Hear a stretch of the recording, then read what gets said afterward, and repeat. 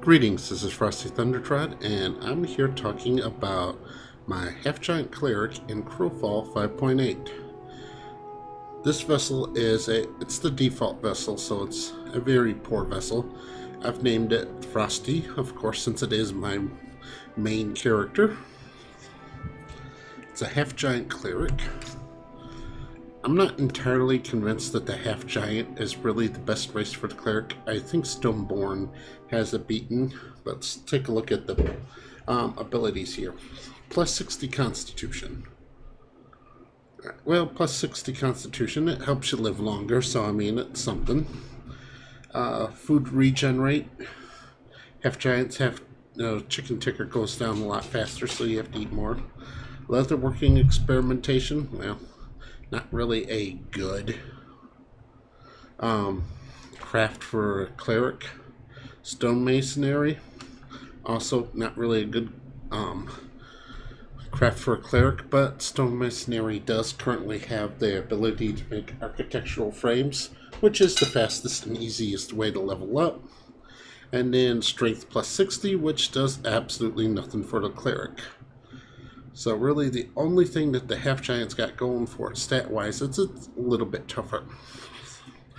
I would think that actually the Stormborn with its bonus to wisdom would be better. The human with its extra power slots would be better. The Ganetian, even with its small size and its bonus to intellect, would be better. Alright. Now, the Half-Giant. Racial passive. Damage bonus after suffering small hits. Once again, not really that useful for the cleric, especially since I'm a crusader cleric, which is the healer variant, so now I'm not going to be doing all that much, damage after hits. Dodge roll. Now it's a dodge. Every class has some sort of one, but this is the Half-Giant version. Backhand. It's still not a target. This is actually a pretty good melee ranged attack. It's just that as a cleric, I don't really have a power tray slot to use it. Blood of the Giants. Harnessing Hatred increases damage and size. This gives you 5% bonus to attack power and healing power, and it can stack twice, so I mean you can get up to 10% bonus with this. It's not a useless ability, but it's not a very powerful one either. For my majors, I chose the Naiad and the Mudman. Naiad's a water spirit, and Mudman, I thought they kind of go together for kind of a theme here. The Naiad gives some more healing ability. Healing modifier plus 6.25%. Mudman gives a lot of abilities to resist blunt damage. Blunt, at the beginning of the game, is not a very common damage type. At the start of the game, only clerics and knights can dish it out. However, later on in the game, once you start getting stuff like rune weapons, then you'll start facing, maces and great maces, which will do a lot more, be a lot more common than they are early in the game. Alright, for minor disciplines, we have Demon's Pact, which, gives another passive, which it's a must-have. You just have to take it. Expansive Mind, once again, this gives an extra power slot in the power tray, and this is another must-have. And then for my last one, I chose Matching Mail, which gives me a bonus to support power for wearing an entire set of mail. Which I am wearing a set of advanced mail that one made for me. This, as you can see, I have pretty good health, almost 7,000 health on the cleric. This is, a lot to do with the mail I'm wearing, but also the fact that I have 100 constitution being a Half-Giant. Alright, so let's move on to... yeah, see right there, 28% crushing. Nice. Alright, as far as your disciplines go, any combination of the healing disciplines would work. I chose one healing discipline and one defensive discipline because as a healer, you've got to keep yourself alive as long as possible. Alright. Now, for my powers, I put Circle of Life. You can't use this while you're in combat, so this can go into survival traits. The only way to kind of drop off a little bit of extra powers. Now, for your defense, as a half giant, you have a few choices. You can either have your dodge roll or your block. Now, I've got the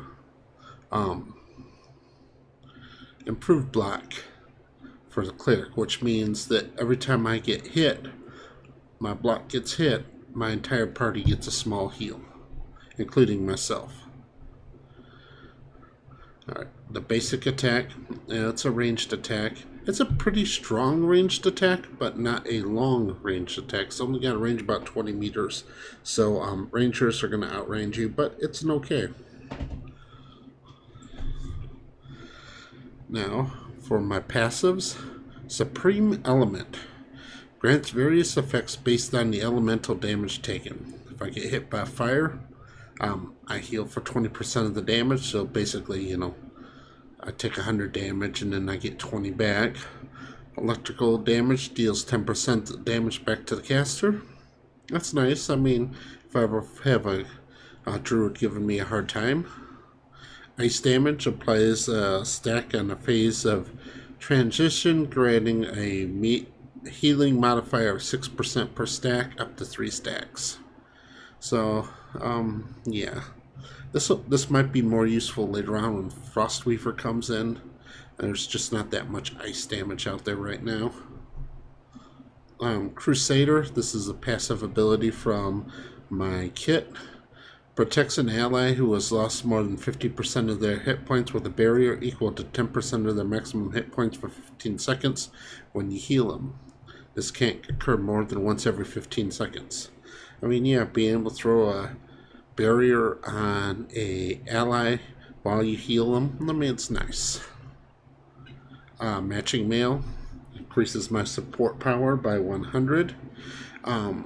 This is okay on clerics because clerics don't swap their trays around very much, but on classes like rangers or assassins or duelists who swap around a lot, the matching or matching or fitted armor passives don't work very well because there's a delay for them to kick in. Marshy Body covers yourself in a boggy enchantment that increases your crushing armor by 0.2 for every point of stamina.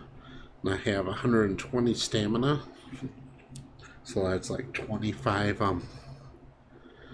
extra resistances to crushing, which is, it's a very effective thing to do. So I'm very resistant to crushing damage. Hand of the Gods. Hold enemies in place, deal 119 to 145 plus 132% weapon damage. This is a fairly strong attack. It's got a long cooldown, but it's a fairly powerful attack that can root enemies in place. It's a little bit tricky to use, with a whole bunch of running around, but it's still very effective. And since I am a crusader, any friendlies within the radius of this also receive a small heal. Flash of Light. This blinds a single target under my reticle and also does a good amount of damage to it. This also gives a small buff to any member of my group or ally around me. Fountain of Life. This is from the Naiad. Creates a fountain of life at the targeted location, chaining heals to nearby enemies and lasts for 15 seconds or 30 heals. So this is a ground target AoE heal over time. 10 wounds. This is a direct target heal. Now this is something you'll notice about almost all the heals in this game, is they all have a weapon damage modifier. So while the cleric is considered, like the premier healer, some classes such as the Templar or even a champion with their big two-handed weapons, taking healing disciplines, putting some points in the spirit, can actually be surprisingly effective healers just because of the fact of, that modified by weapon damage amount they're added to the healing. So, which I think that probably works best with the crusader, since the crusader has some natural healing abilities of their own. So if you was to take a crusader with like friar, or like friar and field triage or field medic, I mean, you can probably have a fairly effective, two-handed sword healer. Holy symbol. This is another ground target area of effect healing over time. Now this one and Fountain of Life, you can stack those on top of each other. Water Spirits. This is kind of an interesting one. This is a charge up to heal, and then it shoots forward out of you.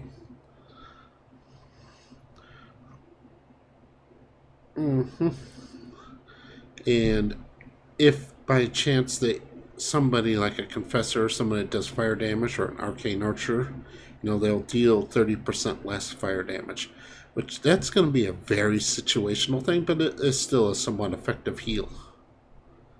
Alright, Jelly Skin. This is an active effect. Protects you with skin like rubber, grants you a barrier or an immunity to crushing damage, which that's a nice little ability. Holy Aura. This is a maintained buff, so I have to turn it on and turn it off. It's a toggle. Increases health of allies by 1,250 while you maintain the effect. No, it's a decent, respectable ability. And then finally, Blood of the Giants. Embrace your giant heritage, increase size and damage bonus and healing bonus by 5%. I'm going to tell you truthfully, there's probably another ability up here I could use to better effect, such as Illuminate, which will, restore resources. But as a half giant, I just have to have this power. It's just kind of a must-have as far as I'm concerned. Not a literal must-have, but a figurative must-have. Now we can see some of these in action here. Switch to the range tray.